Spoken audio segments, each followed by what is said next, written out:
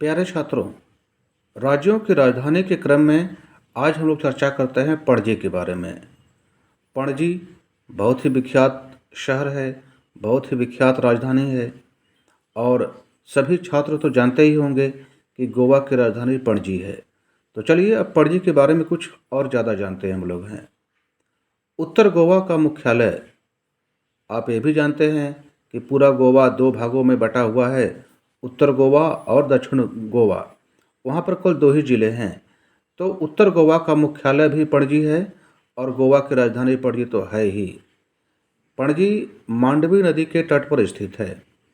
हर शहर में सामान्यतः एक हम लोग भारत में नदी पाते हैं, तो पणजी में भी एक नदी है जिसका नाम है मांडवी।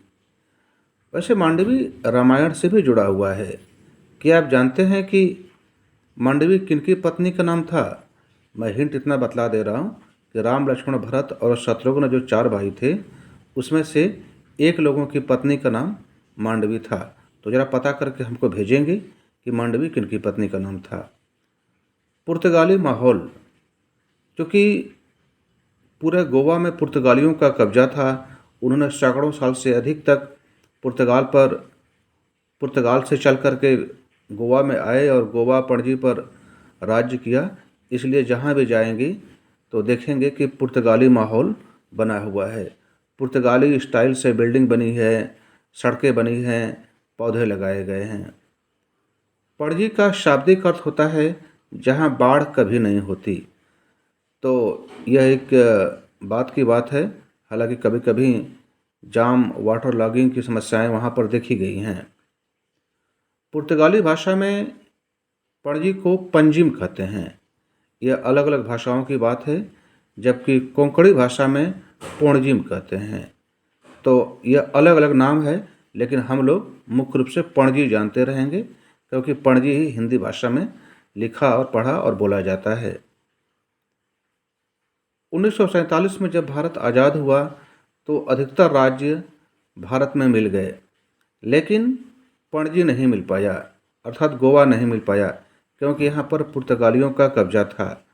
तो भारत सरकार ने ऑपरेशन विजय चला करके 1961 में गोवा को अपने अधीन कर लिया। इस प्रकार गोवा और पणजी भारत के अभिन्न अंग बन गए। गोवा में जब भी कभी आप घूमने जाएंगे, ख़ास तौर से पणजी में घूमने जाएंगे, तो देखेंगे वहाँ पर सैकड़ों चर्च हैं। वहाँ पर ईसाई ही ईसाई देखने को मिलते हैं। और चर्चों की तो बात करिए मत, बड़े बड़े चर्च वहाँ पर बने हुए हैं। समुद्र तट बहुत ही अच्छे होते हैं, दर्शनीय होते हैं। जब वहाँ जाएंगे तो देखेंगे हमेशा दिन रात भीड़ लगी रहती है। वहाँ पर देशी विदेशी पर्यटक का जमावड़ा हमेशा देखने को मिलता है। कार्निवाल, जैसा सभी जानते हैं, कार्निवाल का अर्थ होता है त्यौहार, मनोरंजन का कार्य।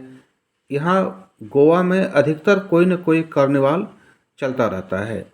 आप जानते हैं कि भारत की फिल्में भी अधिकतर वहाँ पर जब उनका प्रदर्शन होता है तो उन लोगों की जो फिल्म स्टार हैं उनकी मीटिंग, उनका कार्यक्रम अक्सर पणजी में होता हुआ देखा जाता है। दूध सागर झरना, जब भी आप रेलगाड़ी या हवाई जहाज़ से जाएंगे तो देखेंगे एक झरना बहुत बड़ा सा दिखलाई पड़ता है।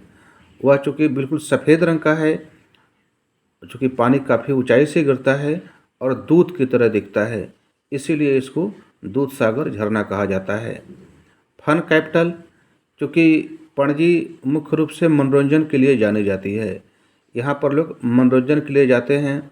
यहाँ पर लोग शराब पीते हैं, सिगरेट पीते हैं, समुद्र तट पर घूमते हैं। तो यह इसलिए इसको फन कैपिटल कहा जाता है। वास्को डिगामा बहुत ही विख्यात नाम है। जब भी आप कभी खोजकर्ताओं का नाम पढ़ते होंगे तो वास्को डिगामा का नाम अवश्य पढ़ते होंगे।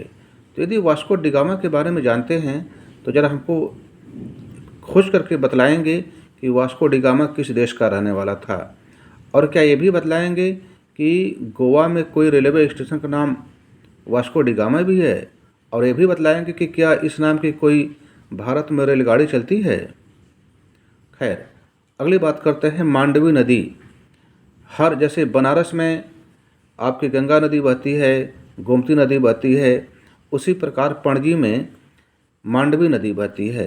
यह पूरा पणजी इसी पर आधारित है। यूँ कह सकते हैं कि मांडवी नदी पणजी की जीवन रेखा है। आप जब समुद्र तट पर घूमने जाएंगे तो वहाँ पर बहुत सारे तट बहुत ही विख्यात हैं, लेकिन मैं 2 तटों का नाम बतला रहा हूँ, बागा और कलंगुट। यहाँ पर इतनी भीड़ रहती है कि आपको बड़े संभल कर रहना पड़ता है। तो जब भी आप कभी जाएं तो कलंगुट घाट पर या कलंगुट तट पर अवश्य जाएं और देखें कि पणजी कैसी है और भारत की सभ्यता और संस्कृति से आप अवगत होएं। तो पणजी के बारे में इतना ही। मिलते हैं कल किसी अन्य राजधानी के साथ। धन्यवाद।